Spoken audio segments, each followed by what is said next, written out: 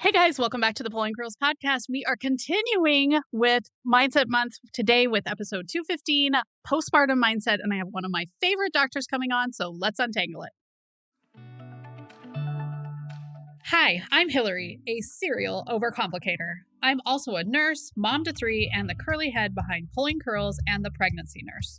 This podcast aims to help us stop overcomplicating things and remember how much easier it is to keep things simple. Let's smooth out those snarls with pregnancy and parenting untangled, the Pulling Curls podcast.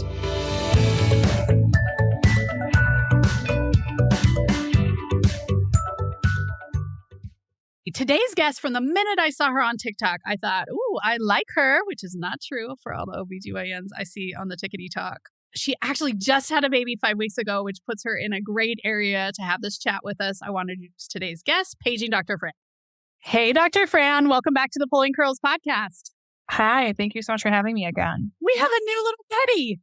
We do. We got a new little friend. This is baby Frederick. He's 5 weeks old. Oh, 5 weeks. Are you getting much sleep? No. No, he's doing that, newborn every 2 hours, got to wake up and eat kind of situation, but we're doing okay. Yeah. Okay, so I was just, before we started, I asked you when you go back to work, because that's, when I first had my baby, I went back to work, but honestly, none of my friends did. So my oldest was born in 2000, but really, I didn't have friends. If they had a baby, you stopped working. Yeah, for sure. Which is amazing for the people who, that works for them and their families. I did the stay-at-home mom thing for 6 months after my second child, and I realized maybe that wasn't best for me either. So we're doing good since I will get 14 weeks off. I think that's a nice amount of time for my family. Yeah. I went back at 5 weeks, part-time, on my first. I had a 4th degree tear. I thought my uterus was going to fall on the floor. Don't mind me.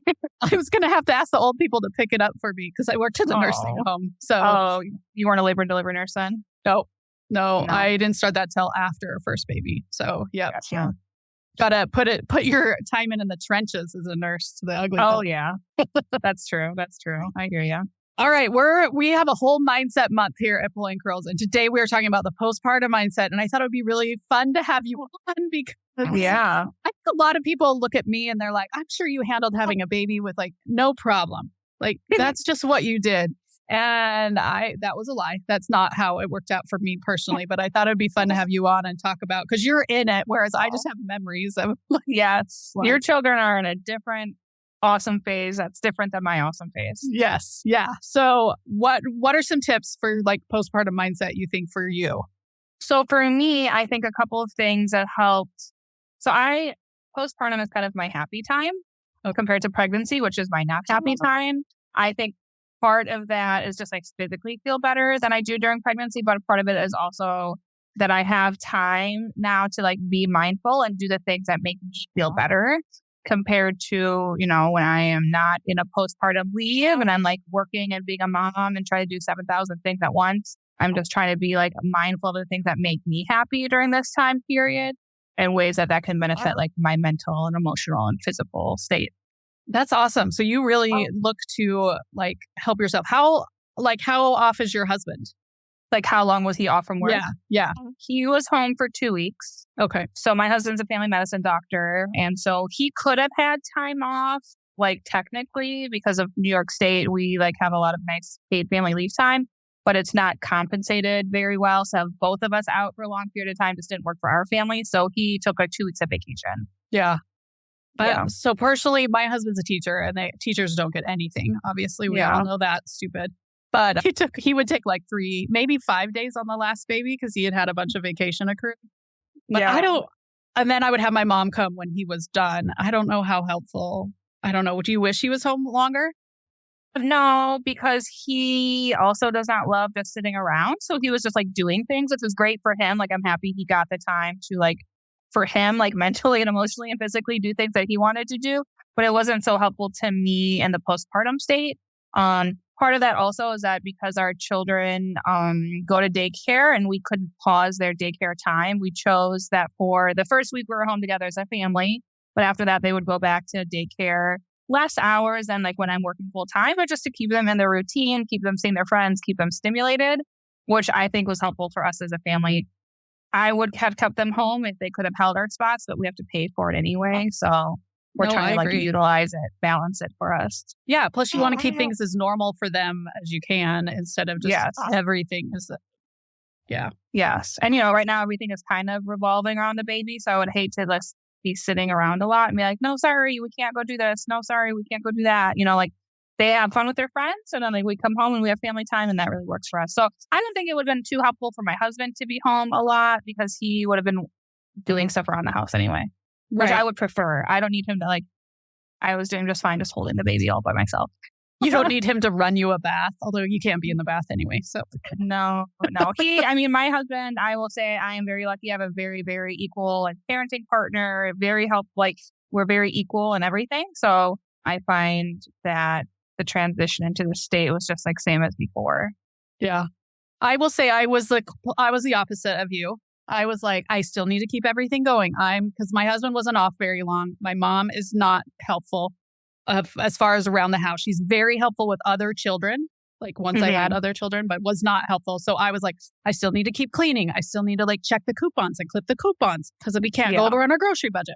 I need to, and I did not take that time for myself. So I think that is such good advice because, I think some of mine was postpartum anxiety where that was some action I was doing to try and have some control over things I didn't have any control over. Do you feel that got better with each child? I felt I had with my first child, I recognize it now as postpartum anxiety. I had a lot of intrusive thoughts and oh my God, what if I get run off the road and die and all these horrible things. And I feel with each child it has lessened. Do you find that happened to you or not so much? It was the worst on number 3. Well, number 1 was just such a mess. I think I blacked out a lot I learned that breastfeeding didn't work for me. I had that 4th degree tear. I couldn't get the car seat in the car. So I just didn't go anywhere. Those kind. We lived on the 3rd floor, the tear, trying to get the car seat in the car. I would just stay at home. So no, a second baby though, we moved 10 days after we bought a house and moved 10 days after I had him. It was the best, I think, because I had action I needed to actually do instead of cleaning my bathrooms and cutting coupons, which really don't actually need to be done, Whereas yes and no. I had to get my stuff to the other place. Yeah. So that was probably my best one. And who knows, he was also an amazing sleeper from minute 1. So bless his little heart. Never had that. I'll never understand having an amazing sleeper. He was 9 pounds. And I think maybe that's why he was a bigger baby. And I don't know. Bless all my heart. Babies they're okay sleepers. They just don't sleep long periods of time. Yeah.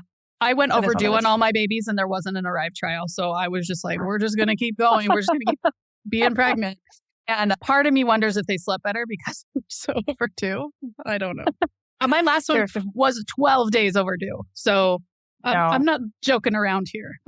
Imagine the labor nurses calling me being why are you not getting induced? And me being well, it's a higher risk of a C-section at this point. I'd be no, it's your 3rd baby, girl. You know that. So many issues. Okay, what other tips do you have for mindset? So I think one of the things that was helpful for me was kind of communicating my wishes and desires before the baby came with my family, my husband, the children, so that there was kind of a precedent set about what I wanted. So I know a lot of people are I don't want anyone in the hospital. Sharing those things with your family ahead of time will save you the angst of it while it's happening, right? I was the opposite because I never got that experience living in a different state than my family. So I wanted family to visit us in the hospital. So I was able to communicate that ahead of time and that made me happy at that time. Same with our plan about our day to day with my husband, our kids going to daycare, communicating that ahead of time puts our whole family in that mindset. This is what's going to happen. This is what mom needs. And that's what we're going to do as a family. And so I think having communicated that ahead of time was really helpful. I kind of think about postpartum and the emotional, the mental, and the physical states and how you can help yourself in all of those. For me, the physical stuff has been the most beneficial because I was so miserable in pregnancy between my nausea for 39 weeks. I was just very uncomfortable that in the postpartum state, I've just been so happy to kind of feel back to normal again and getting out. I am thankful that I always had my children in the warm weather. My baby's birthdays are April, June, and July. So I make it a point to be outside every day. I go on a walk almost every single day because I'm just like happy to be walking again and not feeling like I'm dying, right? So it's just like, I'm happy I'm walking again. I'm outside getting fresh air. I'm in a different space because otherwise I'm sitting in my bedroom or like downstairs a lot of the time. And it just puts me in like a mindset where it's like, I'm focusing on myself. I'm regaining like my physical strength back. You know, I'm doing this for the benefit of my body. And that has both helped like the physical state, but also obviously the mental and emotional state as well. Yeah. I mean, focusing on the positive, because that's true of a lot of pregnancy. Like, what is better than it was 5 weeks ago? You're not puking your guts out. You can eat whatever the heck you want. Yes. I don't have to get up to pee every like 30 minutes. Like, I can go all night. I don't have to get up to pee. I have to get up for the baby. But so I find like, just kind of like focusing on the positives. And like, I don't know if I'm at like baseline, like a super positive person, right? Like I have to work on that, but it makes me like grateful because like, and again, I'm very privileged in this. And I think about this a lot and my privilege in this situation. I did not have a traumatic birth. I did not have a 4th degree. I have a lot of support in my family. Financially, my family's fine. You know, breastfeeding has come fairly easily to me. My children have like care that they go to, and that lets me focus on myself. So I have a lot of privilege in those things. I tried to acknowledge it, but trying to keep a positive mindset has helped me in that regards as well. Yeah. I mean, that helps a lot. And I think some people get lost in the fact that there are a lot of things that are a lot better post baby, you know, but all you focus on is that you don't have any sleep, that the baby cries a lot or breastfeeding's not working. Okay. Do you think breastfeeding comes easier because you're an OB? No, I did not have any breastfeeding experience, education prior to having my own children. Like we were not trained about in residency. I saw my patient breastfeeding, but I didn't know anything about it. It just, some people it works and some people it doesn't. It has worked for me. I'm very grateful for that. I've like educated myself a lot on it on the medicine side, but that hasn't really done anything for me on like my personal breastfeeding. You know what I mean? Yeah. I just have been more interested and therefore educated myself. And now I do more of the educating on the topic, but I don't think being an OB had any difference. Yeah. I will say it's so different trying to latch a baby on from where I have both hands and I'm not laying there versus when you're in the bed and it's your boob and you're such a weird angle to be able to watch the baby from. People are like, oh, breastfeeding must come really easily for you, or latching on at least because I don't get any milk. But I'm like, well, I mean, there are things that I do know to make it easier, but also it's when the nurse comes in, it's so much easier for the nurse than it is for the human. Because you just go in there in your mouth. There you go. Right. Make your sandwich. Stick it in. Yeah. C-hold. Let's go. All right. Any more tips for us? I think the biggest one is trying to remain flexible is really like the mindset of being flexible is going to benefit you because if you have it in your mind at 9 a.m., I'm going to go on a walk. At 10 a.m., I'm taking a shower. At 11 o'clock, I'm going to go out for lunch. And at 12 o'clock, the baby's going to take a nap. Like none of that's going to work out. And then you're going to be upset and you're going to be like anxious that your plan isn't working. And then you're going to not do any of it. And that like you spiral, right? So like having flexibility on your mindset. If you just have all day debate with your baby and there's like 3 goals you want to get done, like great, work around the baby's naps or when you're feeling up to it. Really like being rigid about things, I think sets yourself up for failure in a time that really is about being flexible and like learning about each other, learning the baby's habits, learning how you react. So I think and I fall into that too because I get up and I want to like go on my walk and then have breakfast. But then if it's raining, then I'm like, well, I guess I can't go on a walk. I'm like, well, it's going to stop raining at 11. You can go on a walk then. Like, it's okay. Right. So reminding yourself that in this time where a lot of people aren't as scheduled as we normally are in our non-postpartum lives, that having some flexibility will benefit you emotionally, physically, and mentally. Yes. I mean, forever. When you were saying during this time, and I was like, when does that time end? Because we just sent one to college. And then yesterday we had to be very flexible because he ended up having bed bugs in his apartment. So he's back home. He's right by us. So it wasn't a huge deal. But I feel like I always talk about flexibility in birth. And I'm like, it's just getting you going because you're going to have to be so much more flexible than you were without little people forever, apparently forever. They're going to college and you're still like, damn, I got to be flexible. Yeah. Okay, the one tip I thought, I have a friend who has had 10 babies, and she says that now she just, babies. yeah, now she just knows. I mean, Dr. Fran, I'm Mormon, so. You know, Oh, all okay. my friends That have explains the a 10 lot. I just think about myself having 10 babies. I'm like, No. no. Like, good for you, girl, not for me. Right. No. 10 babies. Okay, good. Mormon friends, 10 babies. Go on. I thought 8 was a normal family growing up. So, take that for what it is. Are you from Utah? I sure am. Oh, okay. Yeah. Yes. That's So- a lot of babies. Cool. But then we moved to the Bay Area and lived there for 10 years. So we normalized a lot there. So anyway, but she said she knows that on like night 3, 4, it's just going to be horrible. And she knows to just expect it and move on. Yeah. And I think that helped me because when my husband went back to work or my mom wasn't able to come over on the first baby, I just burst into tears and I cried for like 2 hours, like I can't do this on my own. And by the time the third came, the one thing that I was better at was I'm going to cry when people leave me. And that's okay. Like I'm still going to be able to get the kids to school on time. Like I had a lot of, I don't know how I'm going to do it in the mornings, trying to get people off. And then the third baby, I was just like, it's going to happen. I just need to accept it and move on and know that it's going to get better. Because you get so caught up in like, the baby's never going to sleep again. I am never going to sleep. And I'm never going to sleep. How am I going to raise 16-year-olds with no sleep? Why are you sleeping? Why are you awake every 2 hours? Right. It's so easy to get caught up in like, it's happened 5 nights in a row. This is my new forever. Yeah. And then they sleep 4 hours and you're like, never mind. Right. We're going to be just fine. It's amazing what 4 hours will do for a person. Yeah. I'll let you know when that happens, how I'm doing. Hasn't happened yet. That's okay.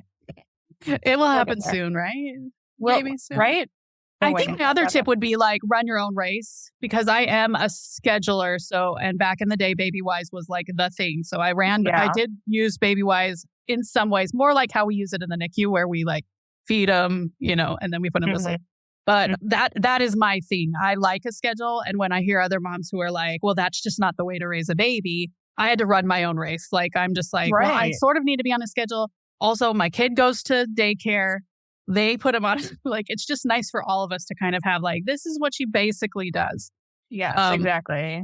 And so run your own race. Nobody else. And even though somebody else says, oh, I pick my baby up every time they cry. I can't believe you're not doing that. They probably aren't. Yeah. And like, if you are, good for you, not for me. That's like my life motto. Good for you, not for me. Right. I'm glad it worked for you. Or maybe I tried it and it actually didn't work for my baby. Right. Between my first and second baby, I was like, okay, I'm going to really work on like the sleeping thing. So I like read all these books and I did all the things that they said to do. And guess what? My second baby slept exactly like my first baby, even though I did all the things. It's just going to, whatever happen, like try it out, but like it may not work for you. Or it may not work with that baby. That was the other annoying thing is every baby was different. And also every kid is different. Why is that okay? Yeah. Why are you individuals? Come on. Just be the same. Right. I want to set a policy and it is a standard that we follow. Yes. This is how you will be as a person. Thank you. That's how I'm always like, oh my gosh, why are they individual? Yeah. Yeah. That's annoying to me. So thank you for coming on. And I just want you guys to know, like, when I took my prenatal class, did you ever take a prenatal class, Dr. Fran? Yeah. No, I did not. So they were just like, you have the baby. And that's like where it ended. And they briefly talked about breastfeeding. And I think they maybe showed us how to diaper, but they never talk about your bottom being sore. They never talked about like any postpartum hormones. Now, this was 2000. So people were still like, if you don't feel happy after you have a baby, something's wrong with you, right? Oh, God. Yeah. Do you feel like nowadays with the social media that a positive of social media is that we talk about all of this more? That we have like more resources and insights and like see other people's like experiences? Yeah, but then you get on TikTok and people are like, I had no idea I wasn't going to sleep this much after I have a baby. And I'm just like, well, first off, I might take a prenatal class, my friends. But I ended up putting 2 chapters about postpartum, taking care of your bottom, taking care of your C-section, because I think so many people get prepared for like pregnancy and birth is really short in the whole scheme of things. Yes. The first part's very small. Postpartum lasts forever, apparently. So, because I'm still working on my pelvic floor over here. You need a referral to a good pelvic floor physical therapist. Yeah. So just prepare for what it's going to be. Have the tux at home. So you're not like, oh crap, I'm out of whatever they gave me in the hospital. Now I need something. And then you forget about yourself and you're like, oh, my bottom's fine. when in reality, you need tucks just as much as you need diapers if you have a tear. It's true. It's true. Absolutely. Especially those 4th degrees, man. I will say, if you had a 4th degree, friends, I only had 2nd degrees on the other 2, and it was like sunshine and rainbows compared to a 4th degree. Like, I was like, I don't know what people complain about. This is a dream. Oh, and my other tips, take your stool softeners and eat so much fiber. You are like full of fiber. Miralax should be every patient's best friend. Do you give patients Miralax in the hospital? I do, yeah. Yeah. I don't believe in collates. I believe in Miralax. Yeah. And Miralax we trust. So much more sense. Okay, that's a good tip for everybody. Stock a box. The second you get pregnant, start your Miralax. You can kind of like taper off. And then like right before you have a baby, like ramp it back up daily. Every morning, have a glass and then take lots of water. Miralax is basically just fiber, right?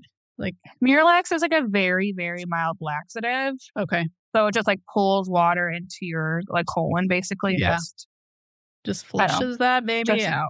It's nothing even bad. It just like makes it a little better to go. Yeah. Whereas collates would have cramps and stuff on them sometimes. So that's a good tip. And I find it does nothing. And like a lot of other doctors, like my GI doctors all agree, are like, boo, collates, like, yay, Miralax. Yeah, our doctors only give Senecot or Colace and then Miralax PRN, but they haven't like pushed us to do it at the hospital. So we've just been ignoring that. So yeah, daily Miralax is the way to go. And you can ask for this kind of stuff at the hospital. Like we have Miralax. Oh, yeah. I have given it to patients. So if your doctor hasn't prescribed it, say, hey, could I get a prescription for Miralax? And I bet your nurse will just write it. Yeah. They might be in the PRNs already. Yeah. And if you're pregnant, you can just buy it over the counter. Like, at the grocery store. But great tip. That's fun. Poop is so important. Why? Oh, so important in the postpartum pregnant period all the time. Yeah. Thanks for coming on. If you guys don't already follow Dr. Fran, follow her on TikTok. Is that mostly where you think you are? TikTok? TikTok and Instagram. I'm paging Dr. Fran on both of them. So both of the avenues get kind of a little different content. You get a little more personal stuff on Instagram. But yeah, both are very similar. Yeah. Thank you so much for coming on. I think this is really going to help a lot of moms realize that even the pros, and I'm using quotation marks pros, still struggle with this precarious time. Yeah. Absolutely. Thank you so much for having me. All right. We'll see you.